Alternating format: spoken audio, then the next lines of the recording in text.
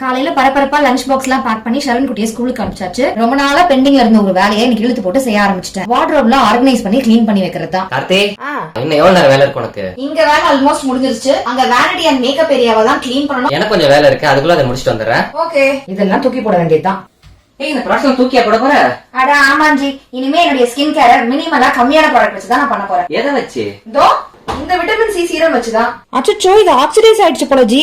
ஏன் போட்டுற வேண்டியதான். நீங்க வைரலான விட்டமின் சி சீரம் வாங்கி கொடுத்தீங்களே, எங்க வச்சேன்? ஆசையா வாங்கி கொடுத்தீங்களே, எங்க வச்சிருப்பேன்? இங்கதான் இருக்குது.